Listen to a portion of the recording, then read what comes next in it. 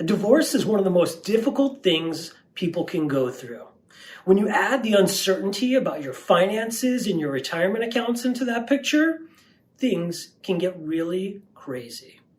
We're going to talk about 6 steps to protecting your wealth during a divorce.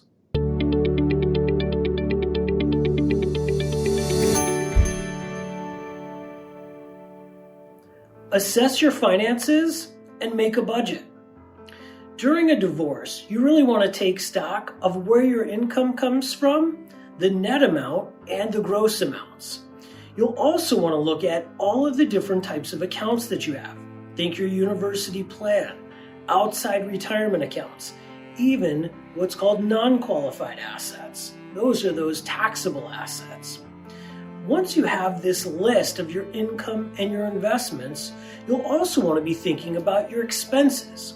That's the money that flows out for TV, internet, cell phones, rent, mortgage, all of these items combined. So you want a good handle on your income versus your expenses. From there, you'll also want to be thinking about it as 2 separate entities. As you go through the divorce, you'll want to be thinking about what each person may be responsible for and the income that they have coming in each month. Get out of debt. So debt, while you're married, is generally joint debt. So what you want to do while you're going through the divorce process is begin to target all of your debts. Pay them down as quickly as possible. Now, if they're joint debts, it can be a little confusing how to break that up. Creditors will look at you as one entity, a husband and wife. Now, after the divorce, it'll be very difficult for those creditors to separate out that debt. You can do the best you can, but I would strongly advise target that debt first and pay it down. This way you'll have less to worry about in the process after the divorce. Divide assets thoughtfully. Here, what you'll want to do is make an inventory of your total assets. Start with the different accounts that you have. These can be bank accounts, both checking and saving, retirement accounts, IRAs, Roth IRAs, your university plan, or maybe a partner or spouse's 401k. You'll also want to think about collectible items, any rare coins, stamps, things of that nature.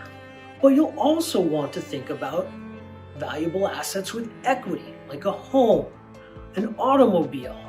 These may have intrinsic value inside of them. From there, what you'll want to do in dividing these assets is not only think about how to be equal, but think about the tax ramifications involved should there need to be any liquidations. You want to make sure that everyone is treated fairly and thoughtfully in the process. Review your retirement goals. Having a fresh start in the divorce is also going to mean a fresh start potentially for your retirement.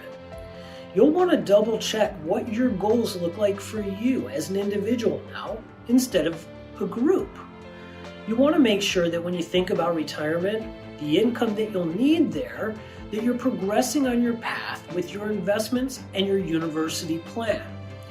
What you don't want to have happen is you never look back and review what retirement looks like to you now, and somehow now you're off course. Maybe not saving enough. Maybe you haven't changed up the risk or volatility that you are willing to accept.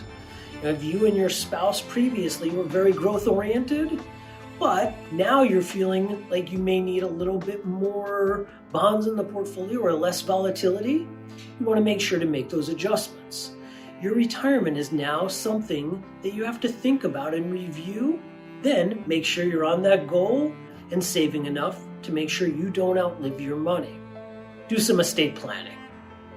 This simply means use this opportunity to check back in on all of your accounts, and should something happen to you, what happens to your assets?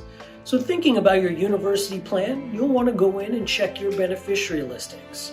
Do you need to update who's primary beneficiaries? Maybe you need to update the contingent beneficiaries. You want to make sure that your money inside the university plan or outside of it ends up in the hands of the right people. It's a great opportunity to also look at your will or your trust. maybe your power of attorney or medical proxies should something happen to you. You'll want to make sure that the people now in control are there to help you in the event of incapacitation or your passing. But you'll also want to check life insurance policies. Make sure to update those beneficiaries as well and inform all of your emergency contacts about the new situation. Have a plan B. Your situation is changing. There are things that you'll want to plan for that fall outside your normal contingencies. If you have an emergency fund, perhaps you bump that up to give you a little extra cushion in the event that something happens. Maybe you need additional childcare. Maybe it's unfortunate, but your ex-spouse doesn't pay when they're supposed to. You don't want to end up in a tight situation. So it's always good to have extra reserves in place to make sure that you're covered and that things go smoothly. I know divorce can be a tough time to get through. The evaluation of your finances and what's next for your situation can be very emotional. If you want to talk that through or have someone else to help you evaluate your situation, please don't be afraid to reach out. Give us a call, shoot me an email, or even reach out to me on social.